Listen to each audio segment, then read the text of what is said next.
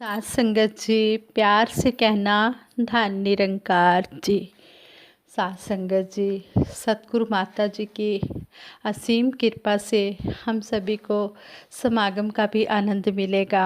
सतगुरु माता जी बहुत ही दयालु हैं, बहुत ही कृपालु हैं, जो हमें इस कोविड-19 के समय भी हमें सत्संग का इतना अच्छा मौका दे रहे हैं। डेली हमें सत्संग करने को मिल रही है। सतगुरु माता जी का शुक्राना करते हैं और हमने समागम सेवा भी अपनी श्रद्धा के अनुसार देनी है। और सतगुरु माता जी महाराज की असीम कृपा से 73वां वार्षिक संत निरंकारी समागम मंडल की वेबसाइट और संस्कार टीवी पर 5, 6, 7 दिसंबर को प्रस्तुत किया जाएगा और 8 दिसंबर को गुरु वंदना का प्रोग्राम भी दिखाया जाएगा। वेबसाइट पर टेलीकास्ट का समय इस प्रकार है: 5 दिसंबर शाम 4:30 से 8:30 बजे तक, और उसके बाद सतगुरु माता जी के प्रवचन 8:30 से 9 बजे तक। फिर 6 दिसंबर को सेवादल रैली सुबह 11:30 बजे से दोपहर 1 बजे तक। उसके बाद सत्संग का प्रोग्राम शाम 4:30 से 8:30 बजे तक। फिर सतगुरु माता जी के प्रवचन 8:30 से 9 बजे तक। इसी तरह 7 दिसंबर को सत्संग का प्रोग्राम शाम 4:30 से 8:30 बजे तक होगा और सतगुरु माता जी के प्रवचन 8:30 से 9 बजे तक। संस्कार टीवी पर ये समागम शाम 5:30 बजे से 9 बजे तक दिखाया जाएगा और 8 दिसंबर को गुरु वंदना का प्रोग्राम भी इसी तरह दिखाया जाएगा। सभी ने इस समागम का आनंद लेना है। अब की बार समागम स्थल हमारा अपना घर। जिस तरह सतगुरु माता जी हमें जूम ऐप के थ्रू ये सत्संग करने का इतना अच्छा सुहाना मौका दे रहे हैं और सभी घरों को सत्संग भवन बना दिया है, इसी तरह समागम का आनंद भी सभी ने घर बैठकर लेना है। ये सतगुरु माता जी की हम सब पर बहुत बड़ी रहमत आई है और हमने इस रहमत का आनंद लेना है। दासी आप जी के चरणों में विचार रखने जा रही है, आप जी ये विचार प्रवान करें।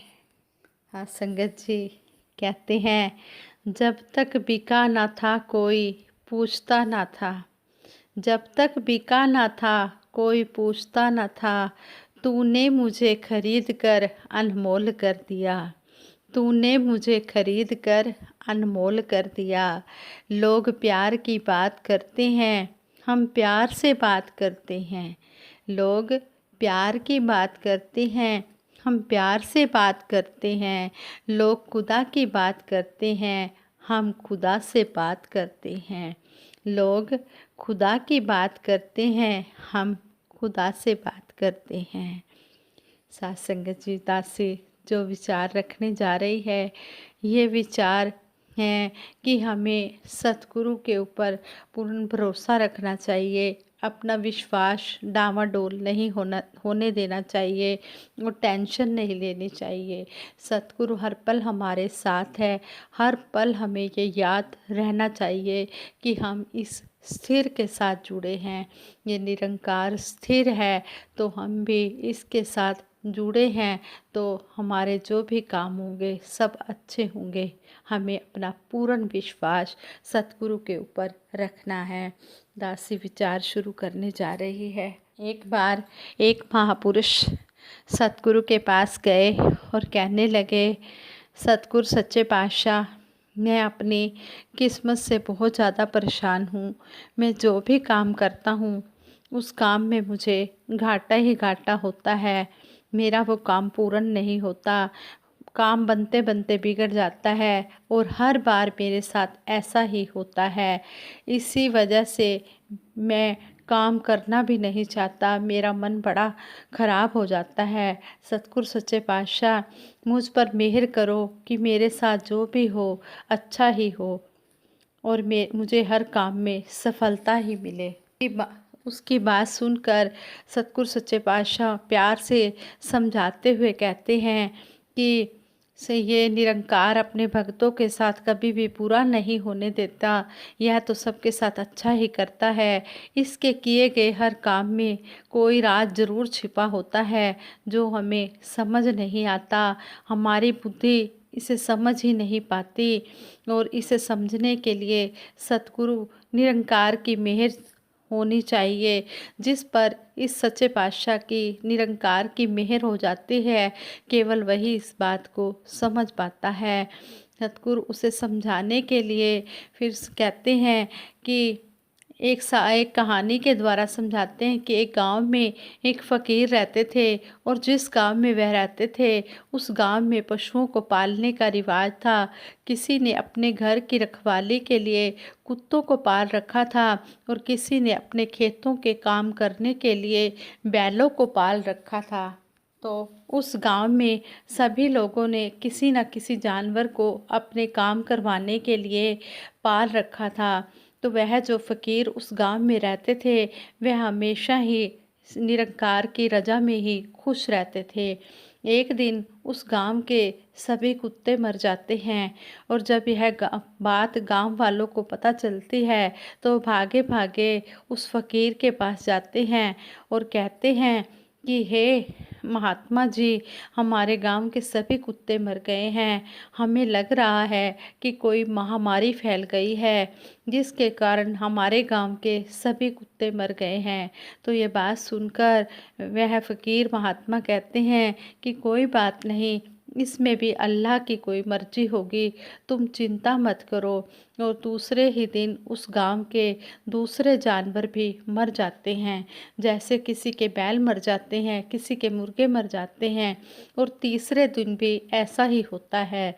तो गांव वाले परेशान होकर फिर उस फ़कीर महात्मा के पास जाते हैं और कहते हैं कि हे महात्मा जी, पहले तो हमारे गांव के सभी कुत्ते मर गए और उसके बाद हमारे पशुओं की मृत्यु भी होने लग गई है।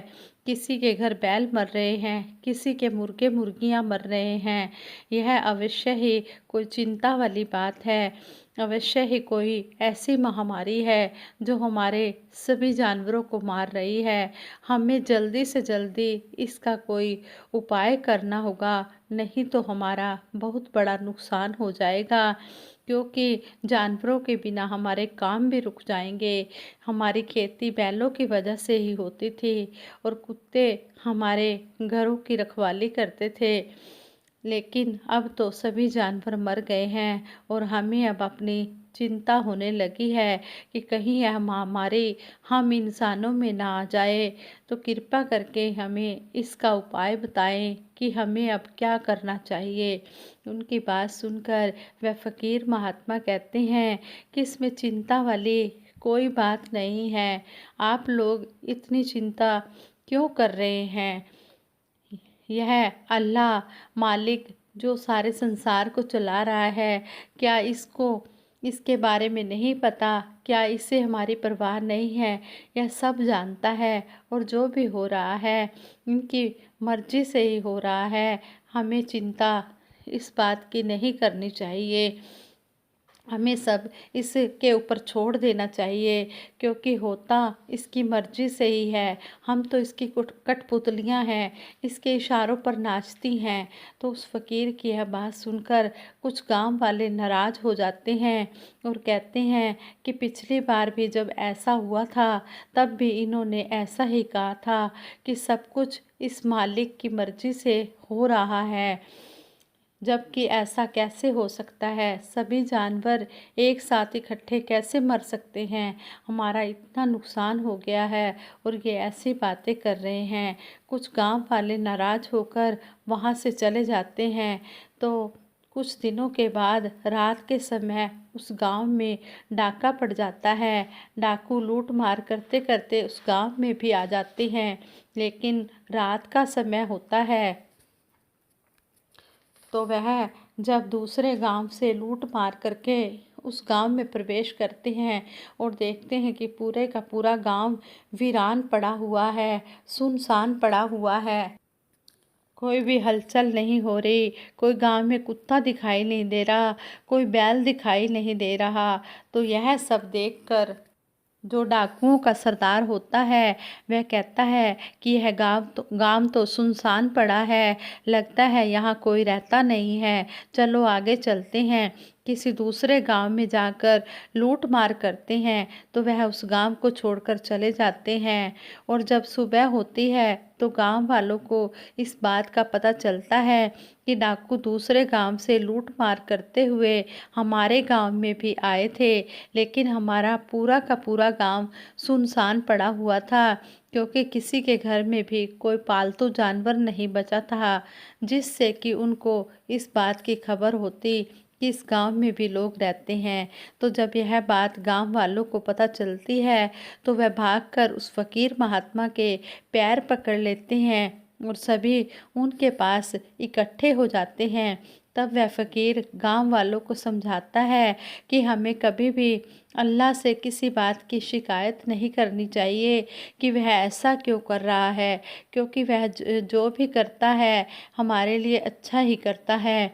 अगर यह हमें मार भी डालता है तब भी हमारी अच्छाई ही छिपी होती है, क्योंकि हमारे लिए मर जाना ही अच्छा होता है। जो भी हमारा इसलिए अल्लाह हमें मृत्यु देता है, वह हमें इसलिए मृत्यु नहीं देता कि हमारा समय इस संसार में पूरा हुआ। वह हमें इसलिए मृत्यु देता है कि उस समय हमारा मर जाना ही हमारे लिए अच्छा होता है। इंसान कभी भी इस मालिक की रज़ा को समझ नहीं सकता।